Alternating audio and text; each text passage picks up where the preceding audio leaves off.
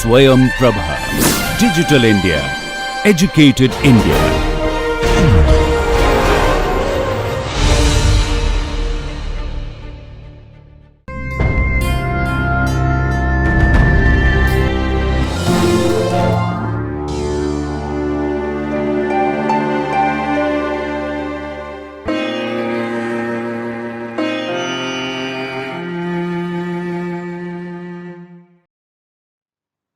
Welcome dear students.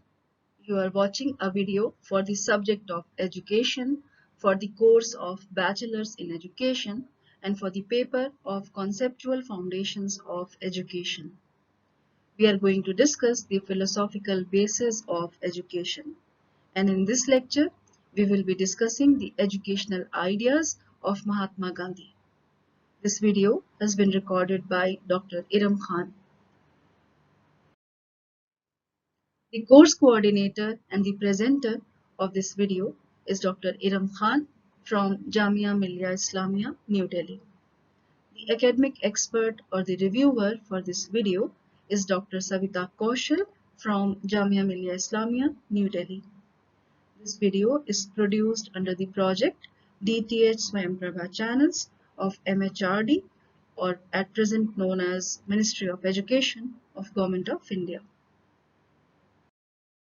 Hello dear students, I am Dr. Iram Khan, Assistant Professor at IASE Faculty of Education, Jamia Millia Islamia, New Delhi.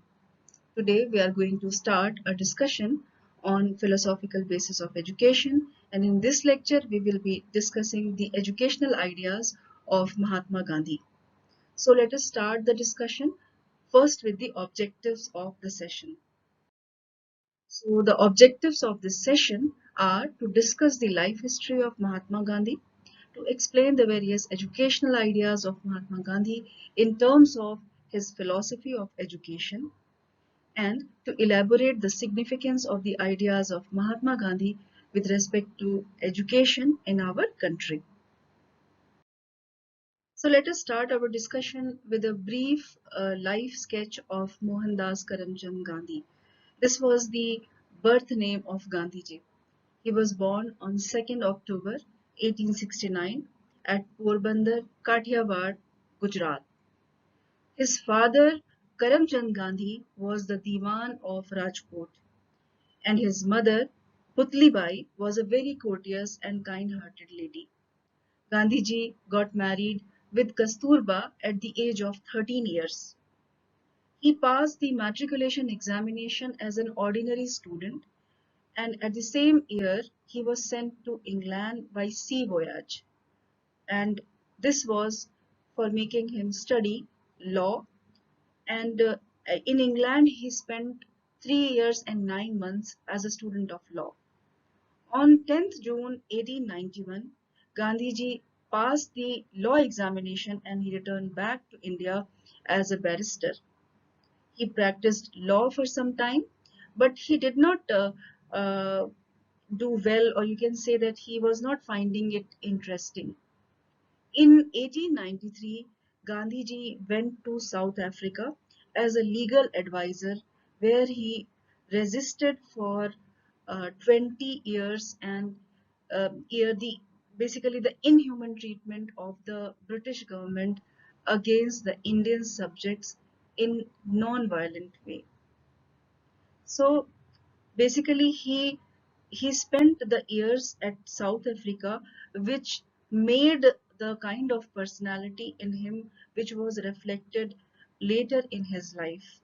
So after his return from South Africa in 1915, he started a non-violent struggle against the British rule in India. In the year 1917, Gandhiji established Sabarmati Ashram at Ahmedabad.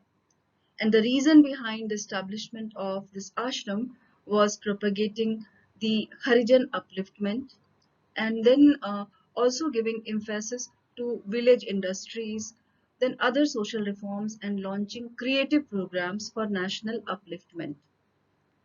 After this, in the year 1921, Gandhiji launched his world famous non-violence civil disobedience movement, against the British government. Side by side, the Indian National Congress also passed a resolution for complete independence. At this point, the English government in India was forced to sign a pact which is known as the Gandhi-Irwin Pact to start negotiations for the independence of India. According to this pact, Gandhiji went to England to participate in the Round Table Conference, but nothing came out of that, and the British government in India continued its reign of terror in our country. In the year 1942, Gandhiji was arrested and sent to jail. On his release from jail, he gave a call of quit India to the British government. At this point of time, the struggle of independence flared up tremendously, and the whole country rose in revolt against the alien rule of the Britishers. So, first, the British government tried to crush the movement with a lot of cruelty and terror, but later on started negotiations for some agreement. And finally, on 15th August 1947, the British government left India and declared our country as an independent country. So we got independence. Soon the country was enveloped into the fire of communal riots, resulting in heavy loss of lives and properties. And this was due to the partition, which was also, you can say, the byproduct of the independence. The Britishers have given us the brunt of partition. Gandhiji tried his best to pacify and stop this terrible carnage.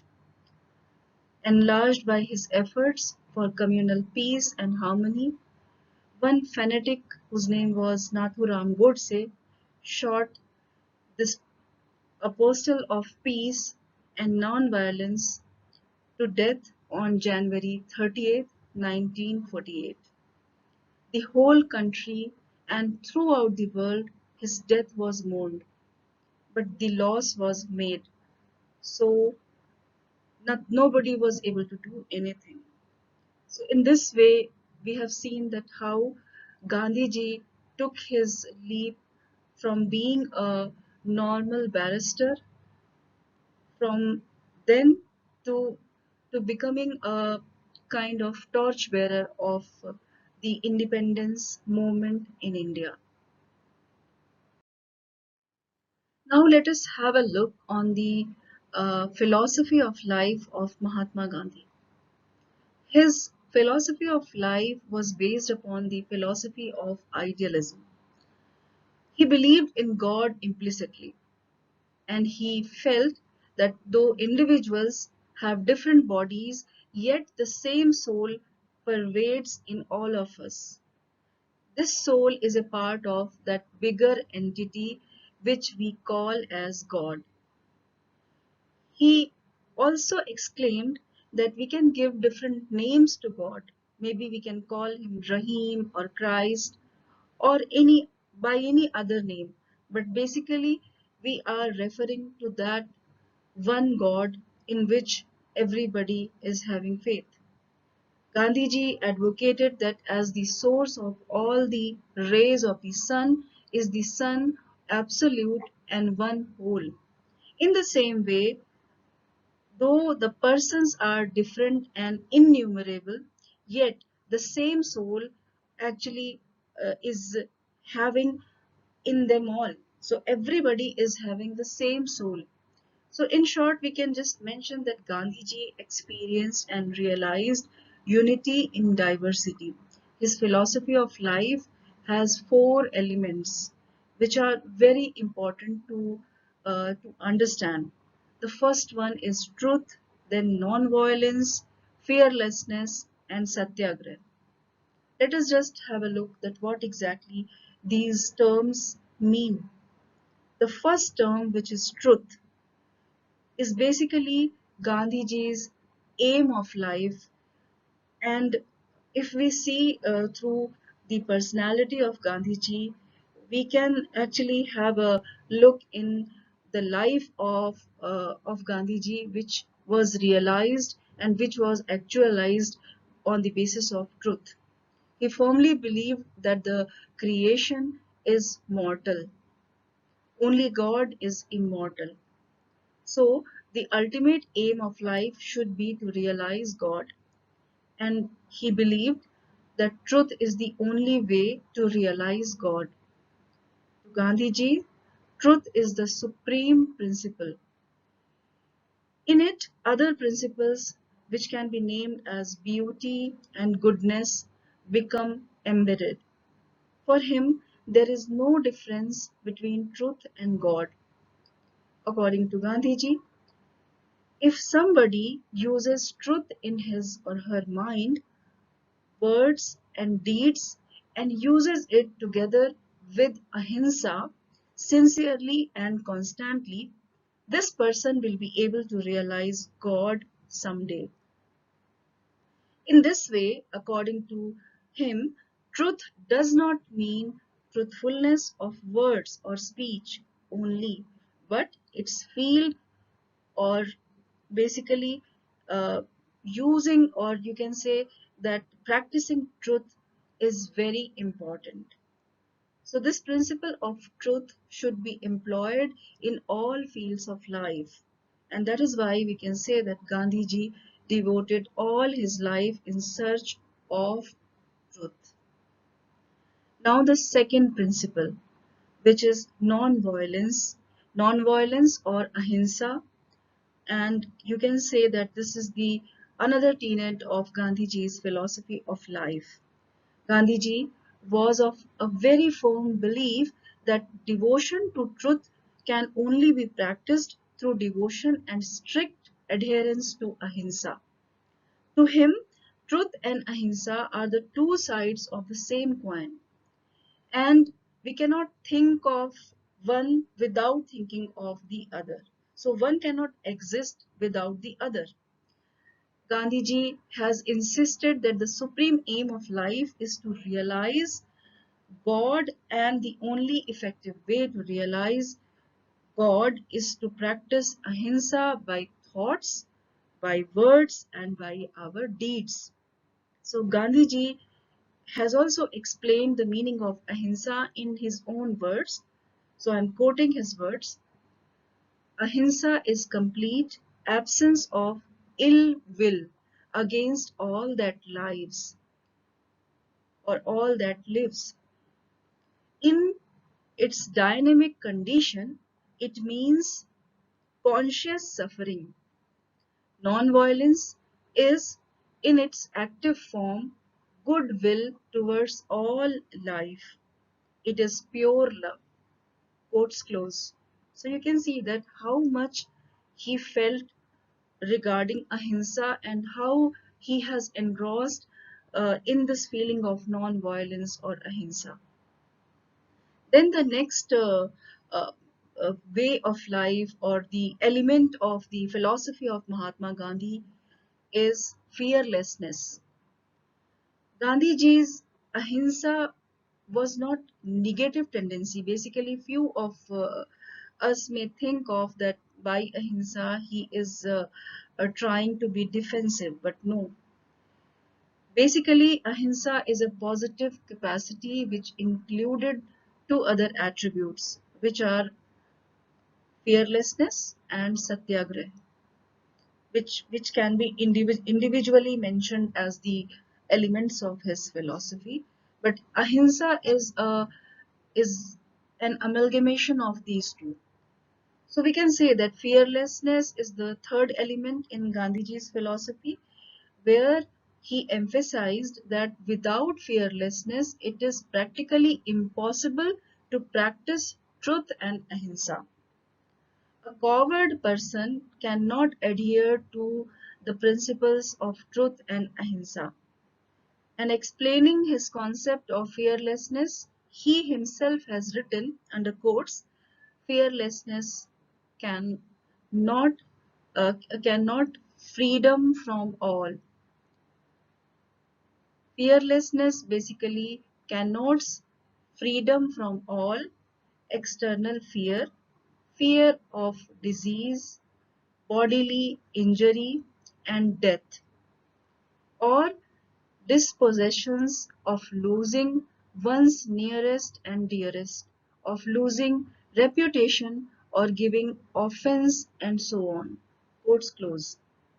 So you can just analyze these words and you will be in a position to make out that what exactly he meant by fearlessness. He said that fearlessness connotes freedom from all external fear, fear of disease, bodily injury, and death, or dispossessions of losing one's nearest and dearest, of losing reputation or giving offense, and so on. So actually he meant that by the fearlessness that nothing is something which is going to take you away from practicing the truth or ahimsa.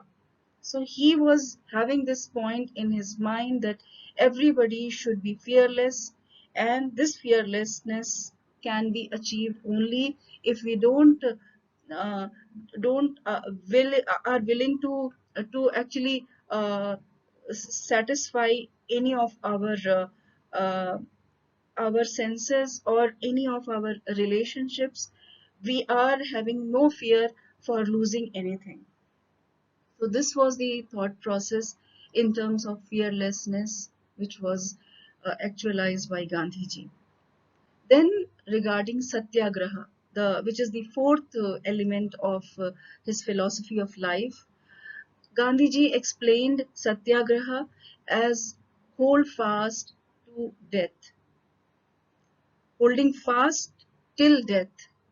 So this principle is based on truth and love, where the opponent is not giving any pain or mental or physical sort of pain, but this person is made rather persuaded to accept truth by the effect of one's own experiencing pain or loss. So here, no, the person who is demanding something is not actually making any kind of harm to that person from whom the demand is made, but actually by accepting the pain and the loss himself or herself, this person is willing to get the things done.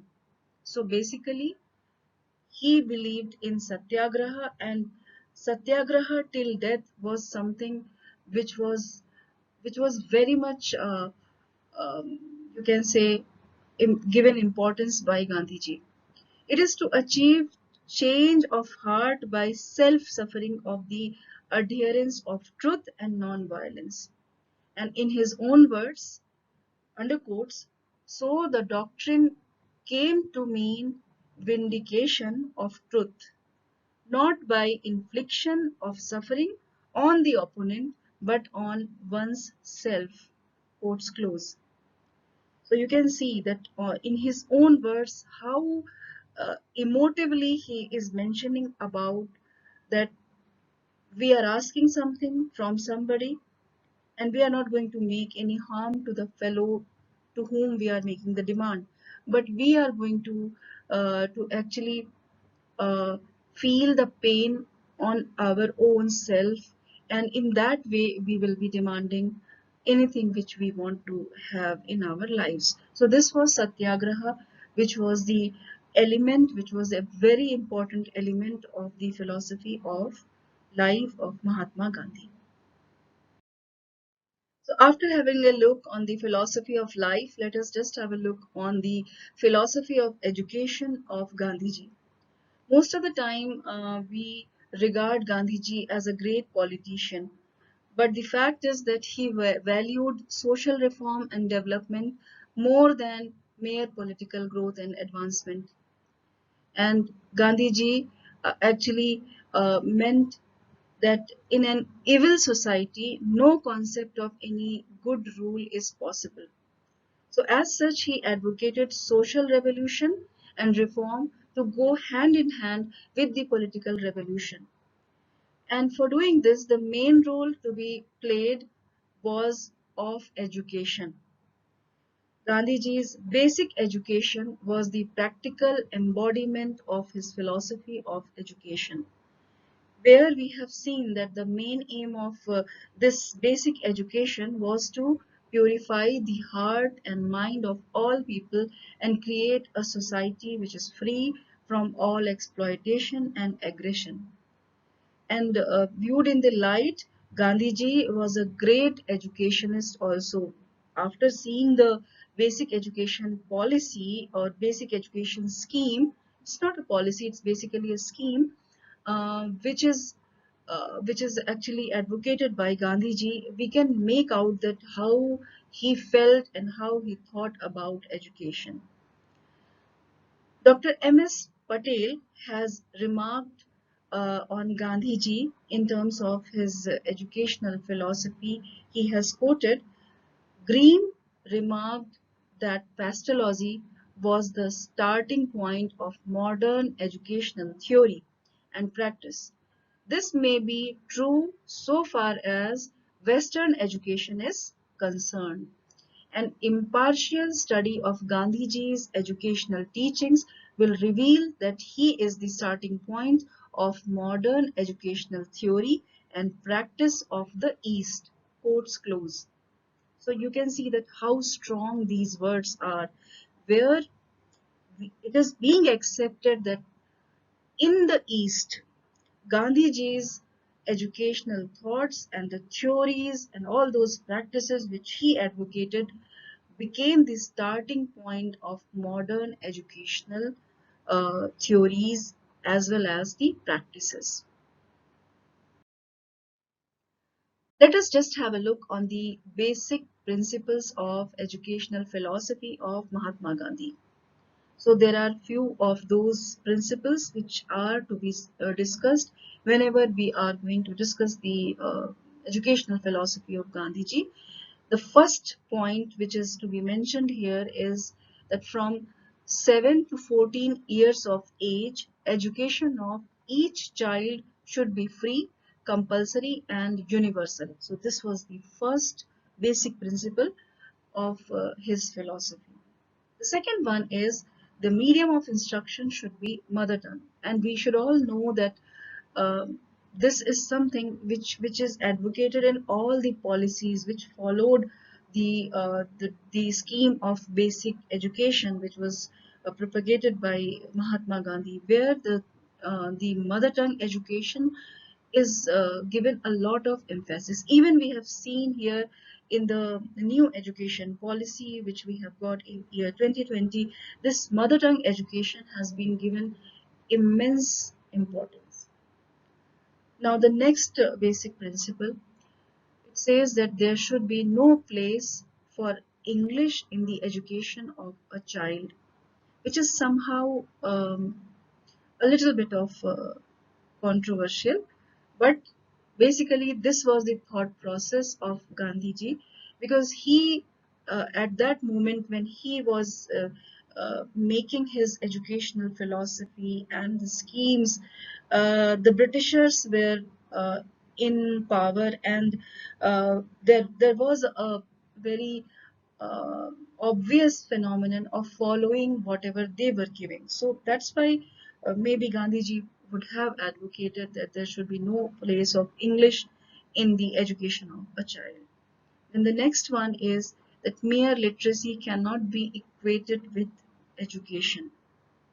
Then education should develop human values in the child. Gandhiji believed a lot in the inculcation of values and the value system. So he accorded this responsibility to education, the inculcation of values. Then the next is education should develop all the powers of child according to the community of which he is an integral part. So you can see that how important he has given the role of a community in the development of a child. So wherever or uh, in whatever community this child is basically growing up, the education should be helpful in developing the powers of this child in coherence with the community of which he is an integral part. Then the next basic principle is of education should achieve the harmonious development of child's body, mind, heart, and soul. So basically, he believed in the overall development. He believed in the development which is holistic in nature. Then the next one is that education should employ some craft as a medium of education so that the child gains economic self-reliance for the forthcoming life. So he emphasized the craft-based education a lot. Then the next one is that all education should be imparted through some productive craft or industry, and a useful correlation should be established with the industry. Basically, this industry is going to make this child very much self-reliant, and the livelihood also can be earned by this craft and the industry work. Then the next one is that education of all subjects should be imparted through some local craft or productive work. Then the industry should be such that the child is able to achieve the gainful work experience through practical work. So he believed in practical work a lot. So wherever there is theory, there should be practical. So according to him, there should not be only the imparting of theoretical knowledge, or only the education which is theoretical in nature is not going to help the child. But whenever we make the theory along with the practical knowledge, then only the child is going to get something which will be helpful in spending his or her life ahead. Then education should be made self-supporting through some productive work. This is again something which is related to the vocationalization of education. Then education should lead to economic independence and self-reliance for livelihood. So education should take the child towards economic independence and self-reliance for earning his or her own livelihood.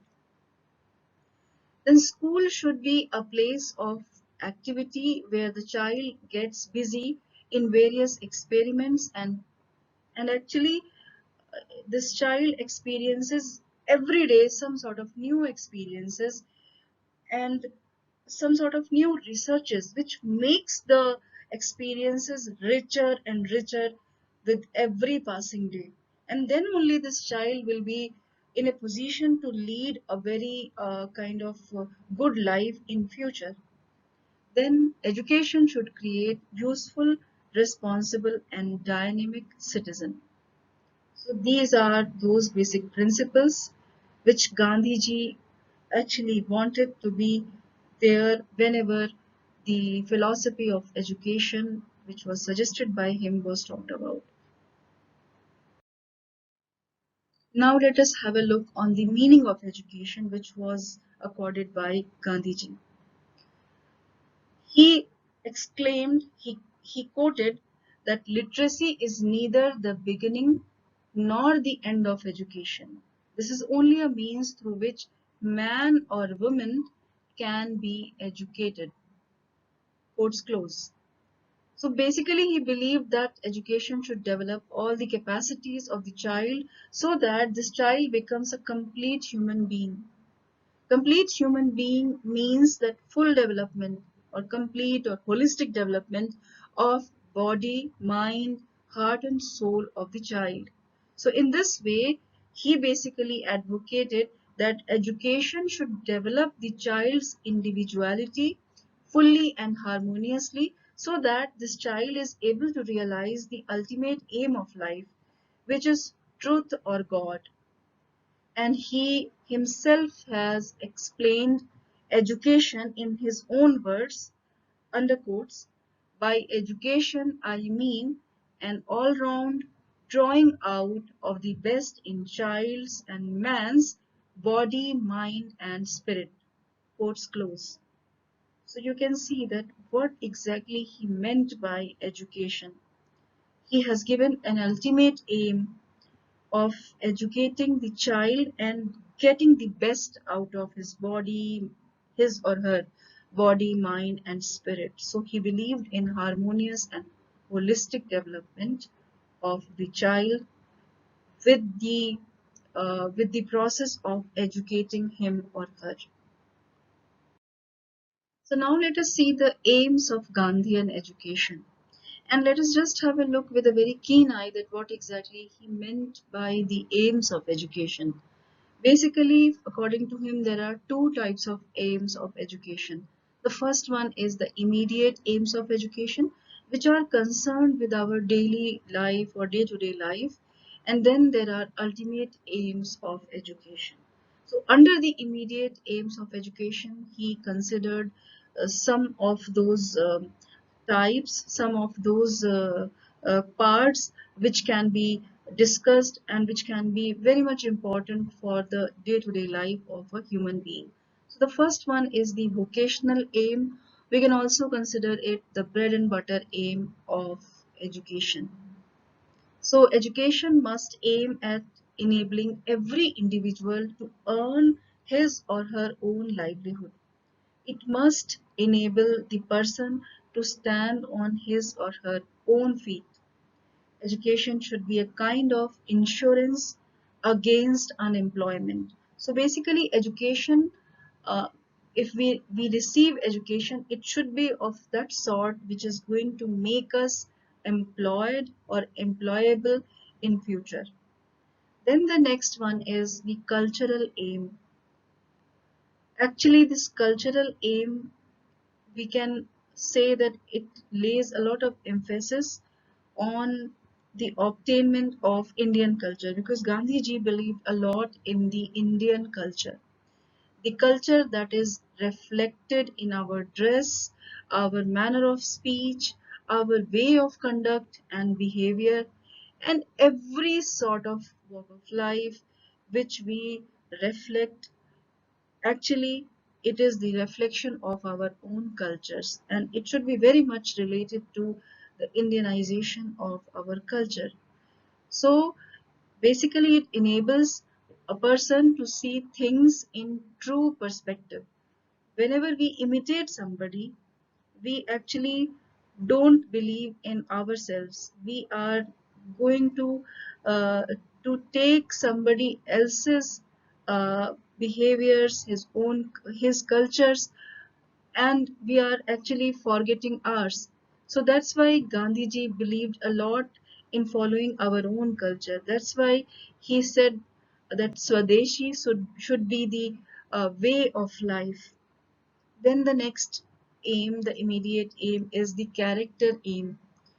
Gandhiji regarded character as the expression of the whole personality, including its ethical and spiritual aspects. According to Gandhiji, education without character and character devoid of purity would be of no use, would be of no good. So this is something which reflects that how important he meant, how important he felt that character is for the life of a human being. The next immediate aim is the perfect development aim. Perfect development means that all round development of the child. And we have seen that he is talking about the all round development of the child's body, mind, heart, and soul. So basically, he talked a lot about the holistic development. So, by perfect development aim, it means the development of head, heart, and hand, nothing less and nothing more. So, all should be developed in a very balanced and a very kind of paused or proper way. So, these are the immediate aims of education. Then comes the ultimate aim of education. By this ultimate aim of education, Gandhiji is talking about self realization. Basically, he says that self-realization is ultimate aim of life as well as of education. So, spiritual freedom provides knowledge of God and self-realization. And that is why education should provide spiritual freedom. This spiritual freedom actually leads a human being towards gaining the self-realization.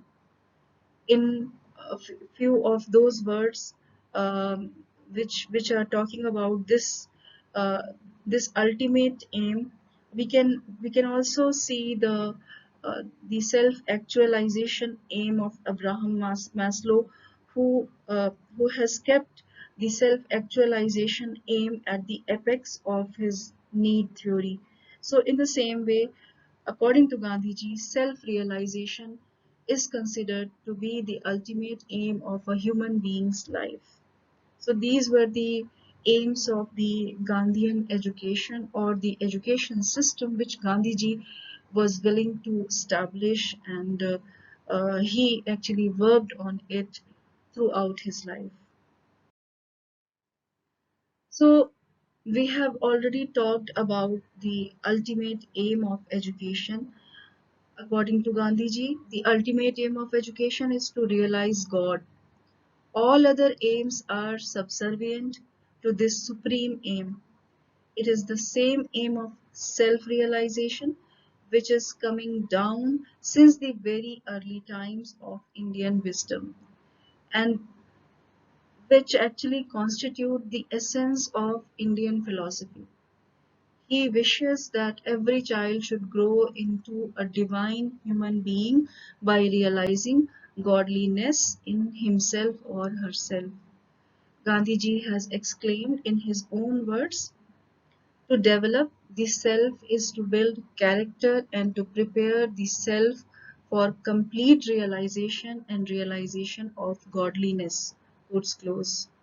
So this is something which was so powerfully exclaimed by him when he talked about the actualization of the ultimate aim of education for the life of a human being.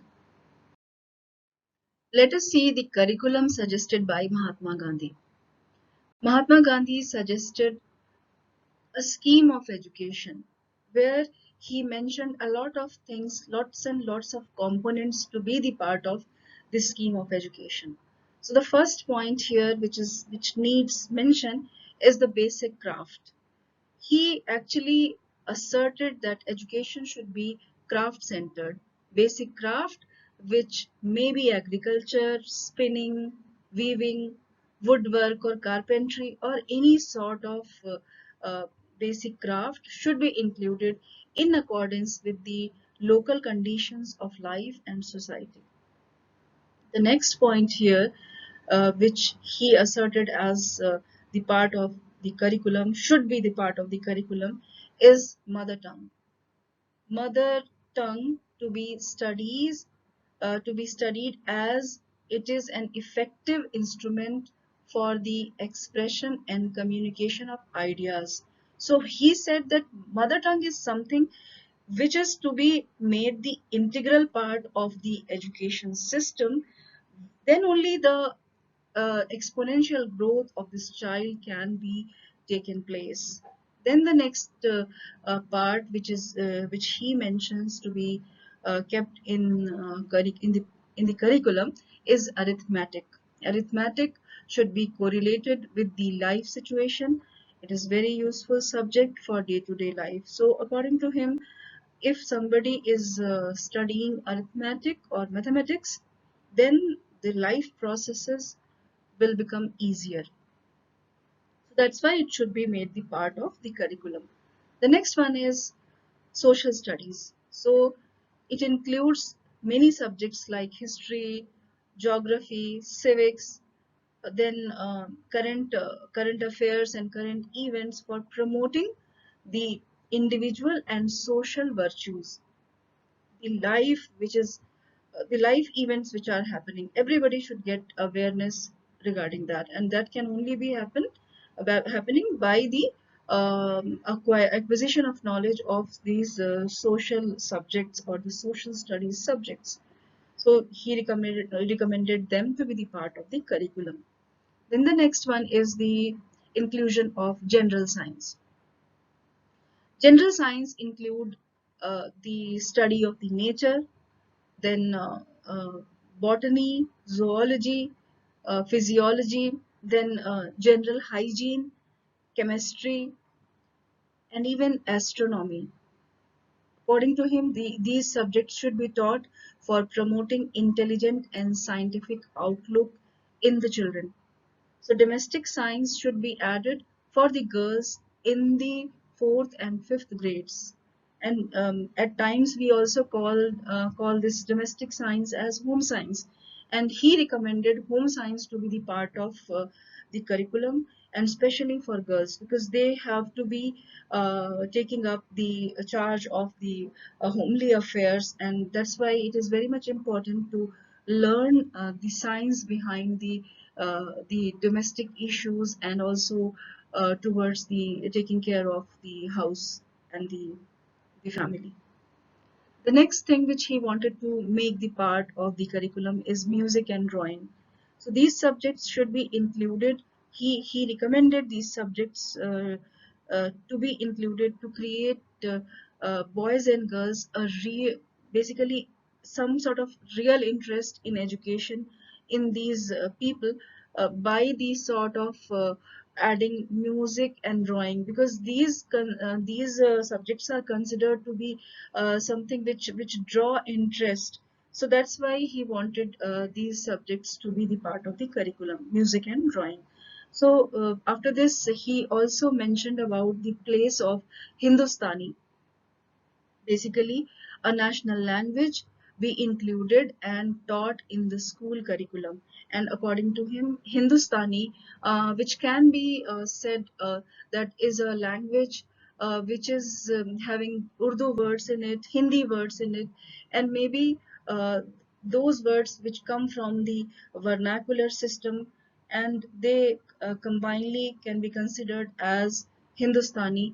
And he considered, Gandhiji considered that everybody should learn a language, and it should be made the part of the curriculum, so that in any state or in any part of the country, people can be in a position to communicate with each other. So these are few of those suggestions which were made by Mahatma Gandhi when he talked about the curriculum. Then just have a look on the role of teacher, which was suggested by Mahatma Gandhi. Gandhiji considered teachers one of the important elements of the education system.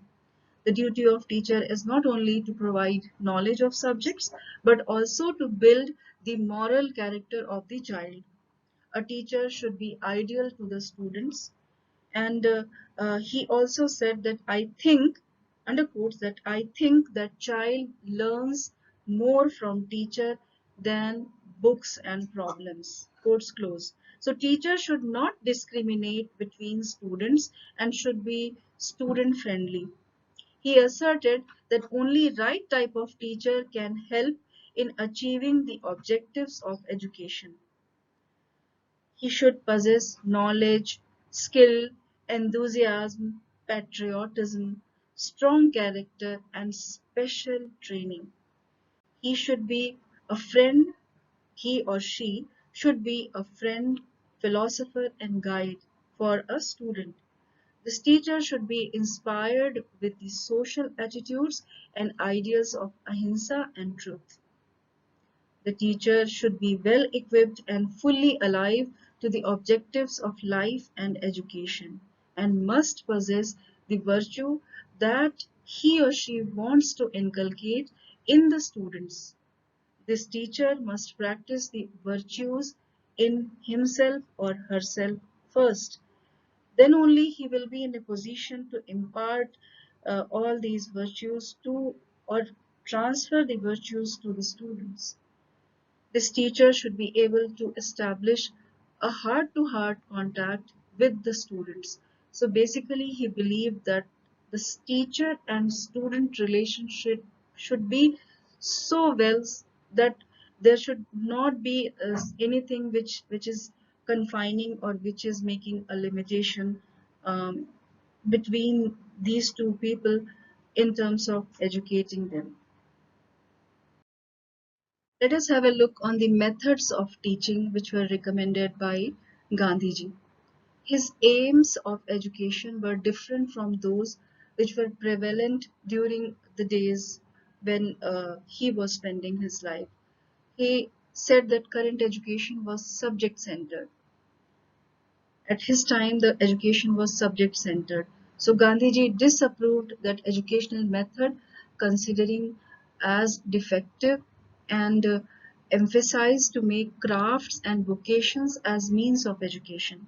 He wished that some local craft should be made as the medium of education for children so that they develop their body, mind, and soul in a harmonious way, and also meet the ends and needs of their future life. Basically, they can earn their breads by this vocation which they have learned as a medium of instruction.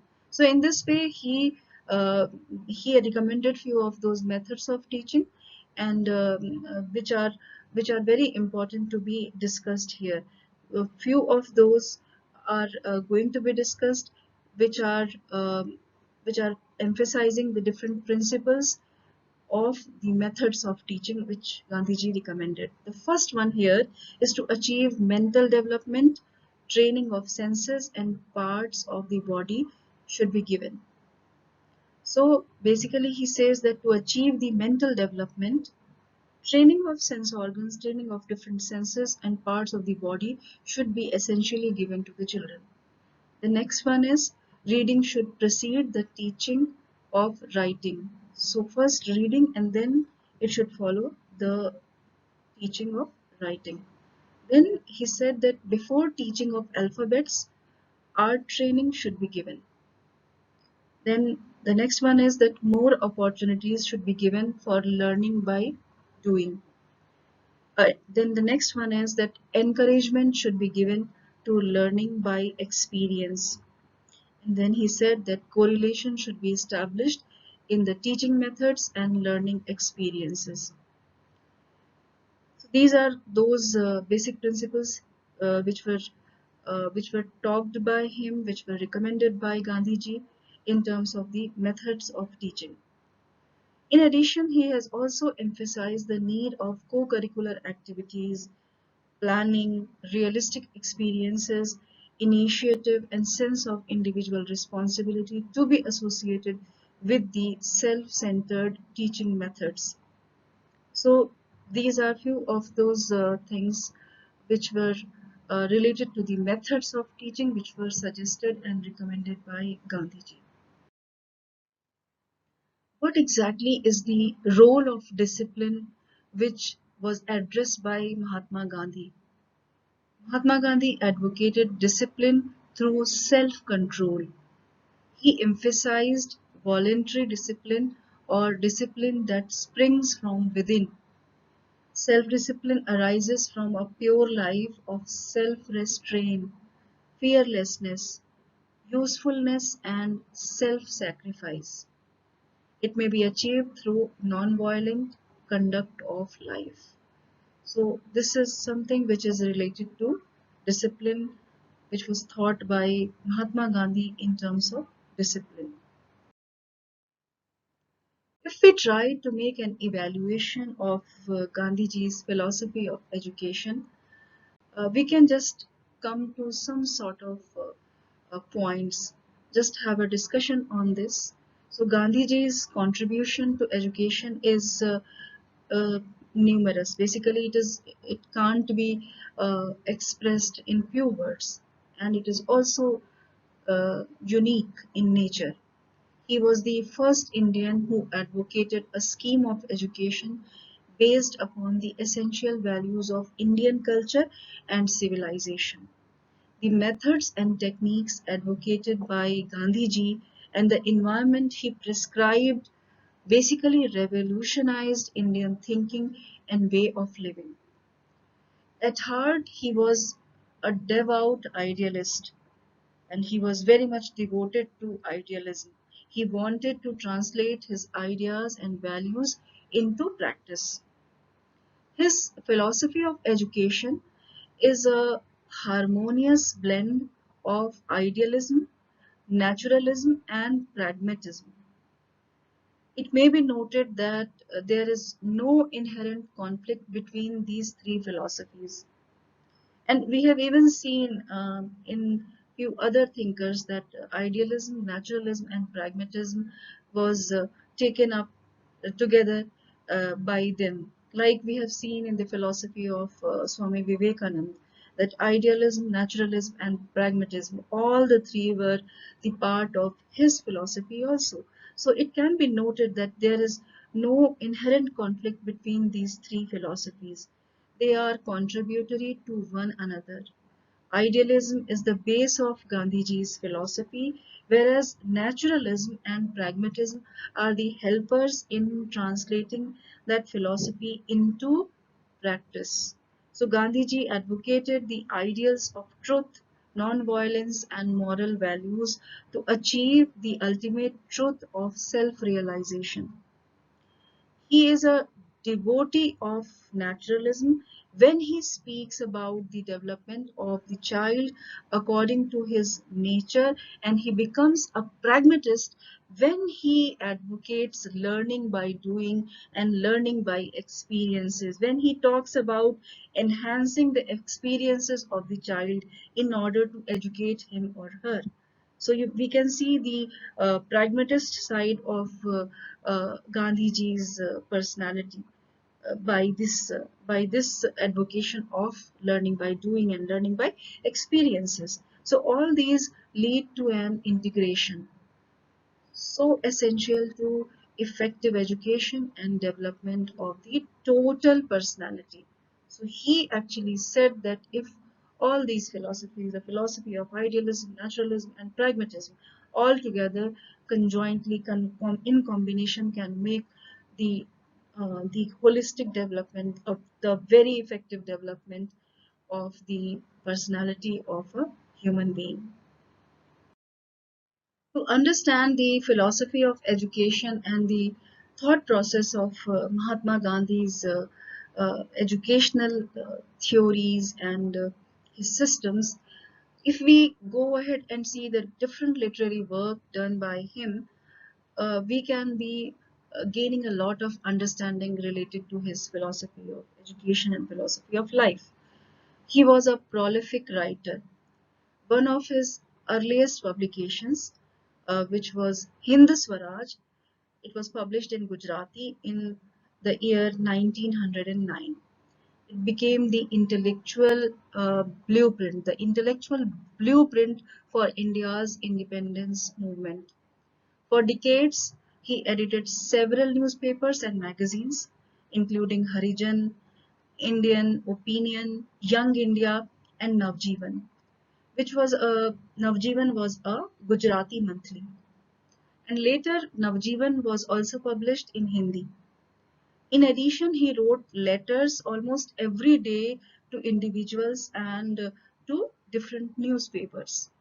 Gandhiji also wrote several books, including his autobiography, which is very popular, and it's titled as The Story of My Experiments with Truth.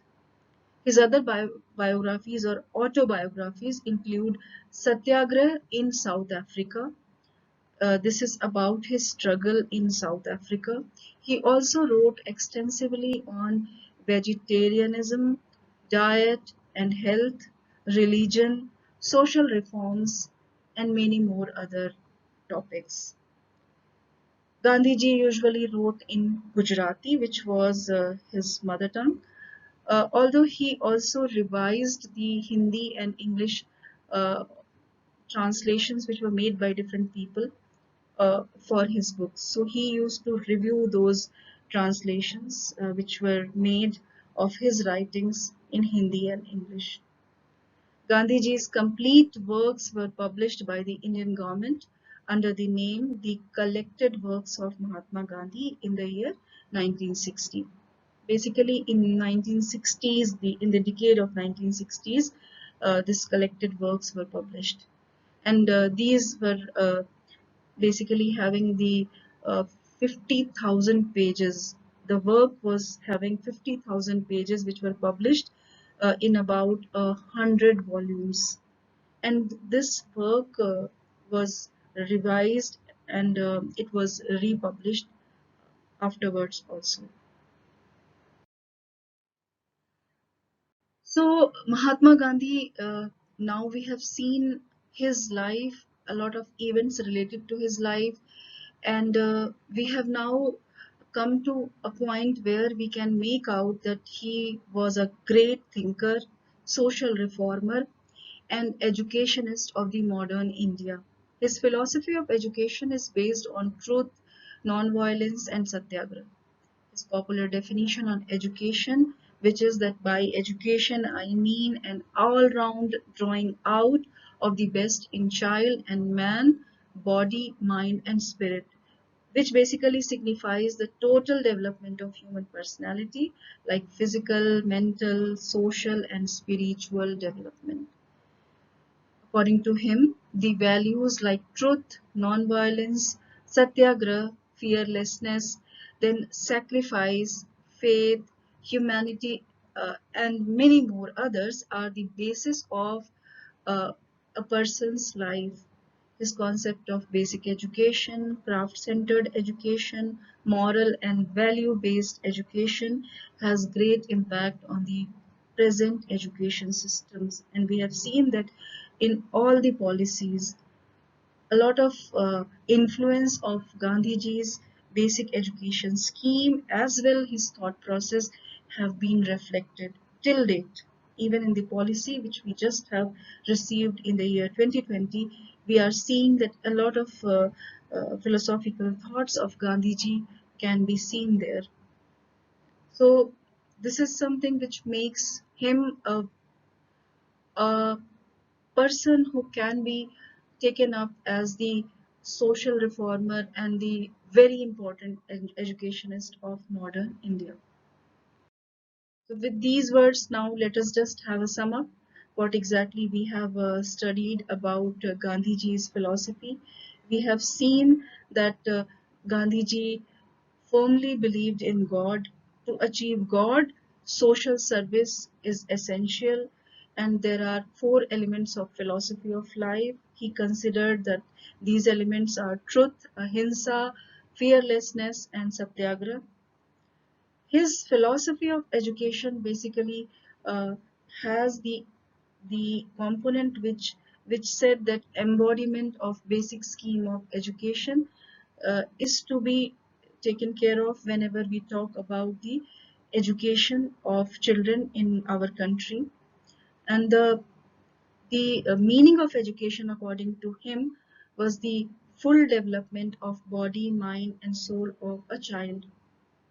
According to him, the aims of education can be categorized into two different categories. The first one is the immediate aim, and the second one is the ultimate aim. According to him, immediate aim can be the vocationalization aim or earning the bread and butter. Then the cultural aim, uh, also the development of morals and the character development, uh, and then the perfect development aim can be considered as the immediate aims. Then the ultimate aim actually is to get a point in our life where we have the self-realization. So this is considered the self-realization, achieving self-realization is considered by Gandhiji as the ultimate aim of education. According to him, the curriculum should be activity based and it should be craft based. Then the methods of teaching should be having learning by doing, learning by experiences, then correlation of different subjects which are going to make the life of the child very much effective, and the harmonious development of this child's life should be ensured by the methods of teaching. And then he also mentioned about a harmonious blending of idealism, naturalism, and pragmatism. Whenever he talked about the uh, the education system, he wanted that there should be some sort of idealism, naturalism, and pragmatism amalgamated into the development of the educational system in our country. So these are the words in which we can talk about the philosophy of or educational ideas of Mahatma Gandhi. These are some of those books and readings which I considered while developing this lecture, and you can also go ahead and see through these books. You can also go ahead and see the different links which are given here for knowing more about Gandhiji and his philosophy, his ideals of life. So with these words, I'll take leave from you all and let us see each other in another session some other time. Thank you so much. Dear students, you were watching a video on philosophical basis of education, and in this lecture, the educational ideas of Mahatma Gandhi were discussed. This video lecture was recorded by faculty at home during the national lockdown period for COVID-19 pandemic using minimal technical resources. Technical errors, if any, are unintentional and may please be ignored. For any queries with regard to this lecture or broadcast, kindly send your email to techsupport@dth.ac.in. Thank you so much.